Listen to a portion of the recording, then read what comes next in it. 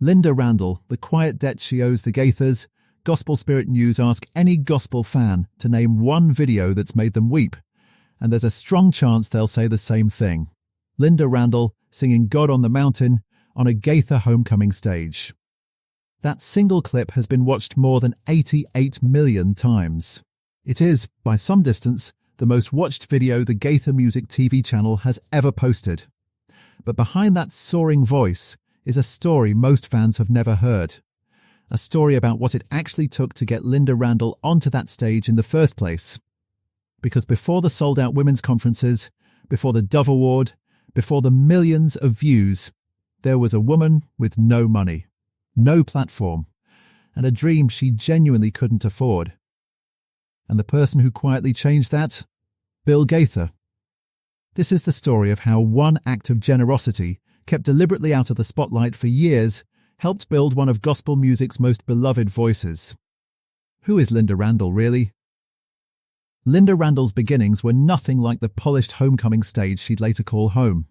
Born in inner-city Washington, D.C., the middle child of 7, she grew up with a bivocational preacher father who drove a cab to make ends meet. Life wasn't easy, and by her own account, her childhood carried real pain alongside her faith. Music became her way through it. Quite literally, as one of her own book titles would later put it.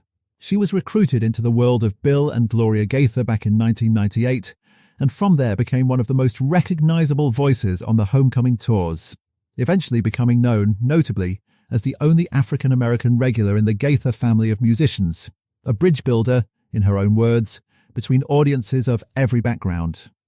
But that platform didn't appear out of nowhere. Long before any of it, there was a project called A Way Through, Lynda's own debut custom album, and no way to actually make it happen. The quiet funding nobody talked about here is the part that rarely makes it into the highlight reels. By Lynda's own account, when it came time to record that debut project, she simply didn't have the resources to fund it herself. This wasn't a case of major label backing or a ready-made recording budget. It was a woman with a calling and no checkbook to match it. That's when Bill Gaither stepped in, not with a press release, not with a public announcement, but quietly, behind the scenes, covering the cost so the project could actually get made. There was no fanfare attached to it at the time. It wasn't framed as charity, and it certainly wasn't used as a marketing angle. It was simply help, given at the exact moment it was needed most, so that a ministry that might never have launched at all was able to begin. It's worth sitting with that for a second. An album most fans assume simply happened because Lynda was talented enough to deserve it, and she absolutely was. Very nearly didn't happen at all, if not for one man deciding to fund it without asking for credit.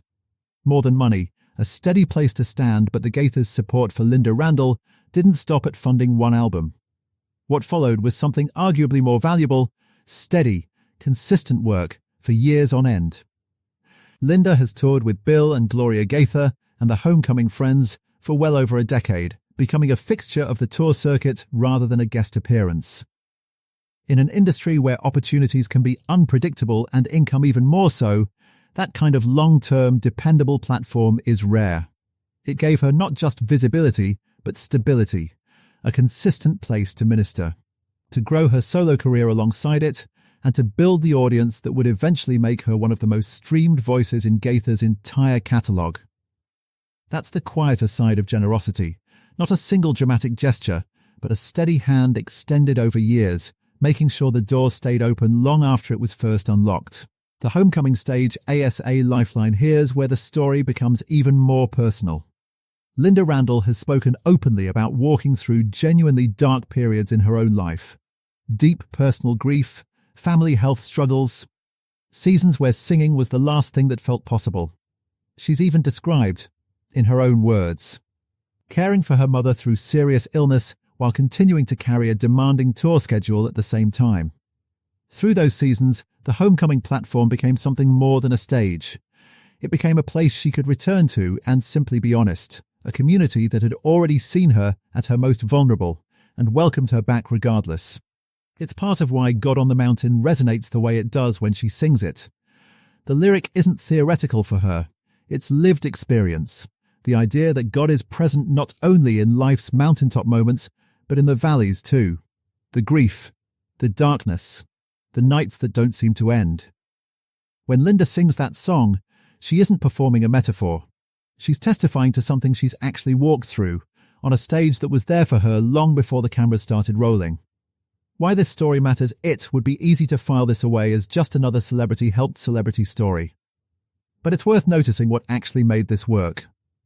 Bill Gaither didn't fund Lynda's debut album and then use it as a story to tell.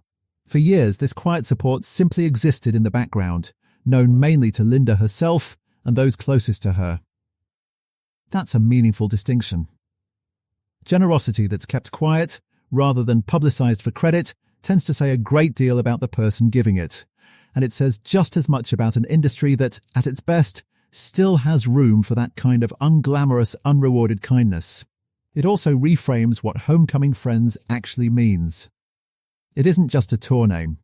For Lynda Randle, it was, quite literally, family, the kind that funds your first album when you can't, and holds a stage open for you when your world is falling apart. The resolution's so the next time that clip plays, Lynda Randle, standing on a homecoming stage, delivering God on the Mountain to another standing ovation, it's worth remembering what actually sits behind it. A woman who once had a calling and no way to fund it.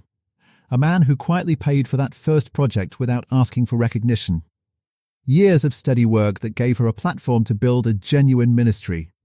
And a community that stood by her through grief most audiences never even knew she was carrying. That's not just a music industry success story. That's what real, sustained generosity looks like. Quiet, consistent, and given without needing an audience of its own. Closing and call to action: if this story moved you the way it moved us, let us know in the comments.